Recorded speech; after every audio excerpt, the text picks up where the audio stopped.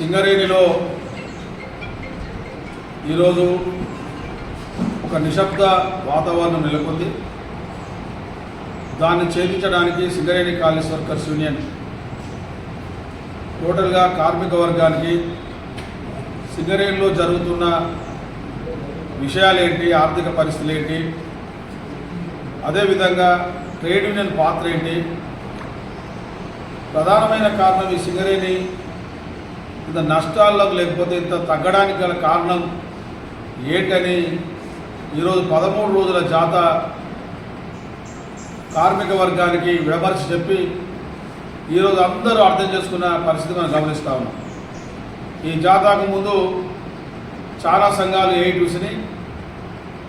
AITC వైఫల్యం చెందింది, వాళ్ళు 2 ఏళ్ల కాల పరిధిలో ఏం చేయలేకపోయారు అనే దాంట్లో చాలామంది మిగతా కార్మిక సంఘాలు ఏఐటీసీపై విమర్శలు లేకపోతే మిగతా దాంట్లో నిమగ్నమైంది. కానీ వాతావరణం వాళ్ళకు కూడా తెలిసి వాళ్ళు కూడా ఈరోజు ఏమనలేని పరిస్థితి వచ్చింది. దీని ప్రధానమైన అంశం మేము బుధవారం నుండి చెప్తా ఉన్నాం. ట్రేడ్ యూనియన్ల పాత్ర తగ్గింది. ఎప్పుడైతే తెలంగాణ వచ్చిందో ట్రేడ్ యూనియన్లకు ప్రాధాన్యత లేకుండా కేవలం మంత్రులు, ముఖ్యమంత్రులు, ఎమ్మెల్యేలతో మాట్లాడితే సరిపోద్దనే భావనతో సింగరేణి యాజమాన్యం ఈరోజు వారు అవలంబిస్తున్న కార్యక్రమాలు తెలుస్తూ ఉన్నాయి. ఆ పర్యవసానమే ఈరోజు ఎక్కడి దాకా దారి తీసిందంటే, ఈరోజు ప్రభుత్వానికి నచ్చితే, మంత్రులకు నచ్చితే డైరెక్టర్లు ఉంచుకుంటారు, నచ్చకపోతే తీసేస్తారు. అంటే వాళ్ళు చెప్పినట్టు వింటే ఉంచుతారు, లేకపోతే తీసేసే పరిస్థితి వచ్చేసింది. ఆ పర్యవసానం ఈరోజు ఎట్లుందంటే, ఒకవైపు ఈ యొక్క ప్రపంచం మొత్తంలో యుద్ధం నడుస్తూ ఉంది.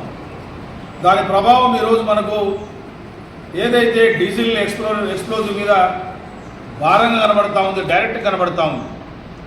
రేటు పెట్టి కొన్నా దొరకని పరిస్థితి కనబడతా ఉంది. కానీ సింగరేణిలో ఇంకొక అంశం ఏంటంటే, ఈరోజు ఎక్స్ప్లోజివ్స్ కానీ లేకపోతే డీజిల్కి కానీ కొందామన్నా డబ్బులు లేని పరిస్థితి కూడా కనబడతా ఉంది. అందుకనే స్టాక్ తెప్పించుకున్నట్లో అరకొర రోజు దాదాపు ఒక 40, 50, 30, 40 డబ్బాలు పెట్టాలనుకుంటే ఓవరాల్గా ఇప్పుడు 10-15 పెట్టుకోవాల్సిన పరిస్థితి వచ్చింది. దీన్ని మనం ఆలోచన చేయాలి. ఇంత పెద్ద ఇండస్ట్రీలో మొన్నటిదాకా డైరెక్టర్ ఇంటర్నల్గా ఉంటే ఇప్పుడు ఐఏఎస్ వచ్చింది. ఈరోజు 5-6 రాష్ట్రాల ఎన్నికల దృష్ట్యా సింగరేణికి సంబంధించిన డైరెక్టర్ పాను వారు వెస్ట్ బెంగాల్ అబ్జర్వర్ పంపించడం జరిగింది. కానీ ఆయన ఒకవైపు అటు అబ్జర్వర్ పోయినాక ఇంకా వేరే వాళ్ళకి ఇంతవరకు ఛార్జ్ కూడా ఇవ్వలేదు. మరి ఇక్కడ కార్మిక వర్గాలకు సంబంధించిన వెల్ఫేర్ కానీ లేకపోతే ఇతర ఆర్థికంగా కానీ ఎవరు చూస్తారనేది మాకున్న ప్రశ్న. అందుకని ఈ అంశాన్ని కూడా ఈరోజు మాట్లాడాలని, అదేవిధంగా కార్మిక వర్గానికి సంబంధించిన ఏదైతే ఈరోజు సమస్యలు ఉన్నాయో వాటిని 7, 8, 9 తేదీల్లో చైర్మన్ గారు కలిసి మా నాయకత్వం మాట్లాడింది. అందులో యాజమాన్యం ఏవైతే చర్యలు తీసుకోవాలో, కార్మికులకు సంబంధించిన సమస్యల పరిష్కారానికి యాజమాన్యం కృషి చేసే విధంగా మేము సింగరేణి కాలేజ్ వర్కర్స్ యూనియన్ చైర్మన్తో మాట్లాడే పరిస్థితి వస్తాము. ఒకవేళ కనుక చైర్మన్ గారు కూడా నా చేతులు లేదు, లేకపోతే నేను కూడా ఏం చేయలేను అనుకుంటే, అప్పుడు మేము ఇచ్చిన ఏదైతే సింగరేణి కాలేజ్ వర్కర్స్ యూనియన్ కార్మిక వర్గానికి లేకపోతే మిగతా యూనియన్లు ఎవరైతే చూస్తూ ఉన్నారో వారికి తెలిసేట్టుగా అన్ని కార్మిక సంఘాలను కలుపుకొని ఒక వేదిక కూడా ఏర్పాటు చేసి ఈ సింగరేణిలో కార్మికుల ఐక్యత, ముఖ్యంగా ప్రధానంగా సింగరేణి ఎగ్జిస్టెన్స్ ఉనికి చాలా ప్రశ్నార్థకం అయిపోయింది.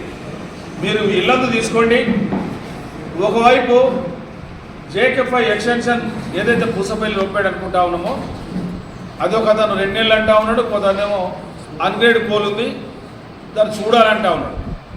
మరొక వైపు కోయగూడెం 3 ఏదైతుందో దాన్ని టెండర్ వేసి 3 సంవత్సరాలు చిల్లర అయిపోయింది.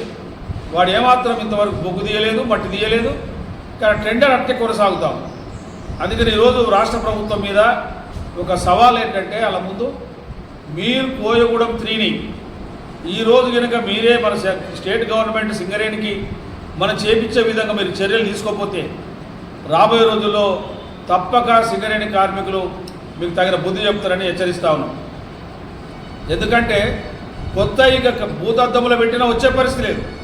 ఉన్నాయల్లా మనకు ఈ OC3 ఏదైతే సత్తుపల్లి 3, అది కోయగూడెం 3, సత్తుపల్లి 3, అదేవిధంగా మనుగురులో పీకే పోస్టు డిప్సైడ్ బ్లాక్, తాడిచెల్ల 2, ఇవి మనం వేలంలో పాల్గొని తీసుకోవాల్సిన అంశాలకు ఈ 2 ఆల్రెడీ వేలంలో పోయినాయి. కనీసం మళ్ళీ దీన్ని వేలం వేస్తారా ఏం చేస్తారా అనేది వీటిని ఇంతవరకు వాటి మీద యాజమాన్యం దృష్టి మరల్చలేదు. కాబట్టి గ్యారెంటీగా సింగరేణి భవిష్యత్తు దృష్ట్యా ఇవి తప్పక రావాలి. రాని పక్షంలో కార్మికులకు భవిష్యత్తు లేదు.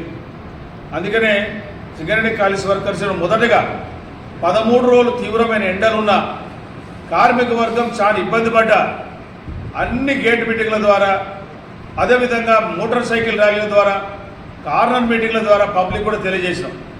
ఈరోజు సింగరేణి మీద ఆధారపడ్డ ఈ ప్రజలు, వ్యాపారస్తులు, కుటుంబాలు, ముఖ్యంగా నాన్ సింగరేనియన్స్ ఉన్నారు.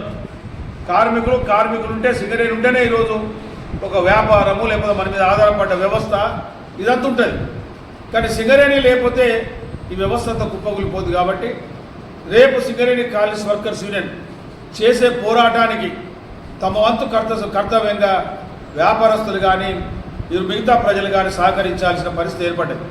అందుకని అందరం కలిసి చేయి కలిపి ఈ సింగరేణి రక్షించుకోవడానికి ఈరోజు సింగరేణి కాలేజ్ వర్కర్స్ యూనియన్ ఏదైతే పిలిపిస్తూ ఉందో కలిసి రావాల్సిందిగా విజ్ఞప్తి చేస్తా ఉన్నాం.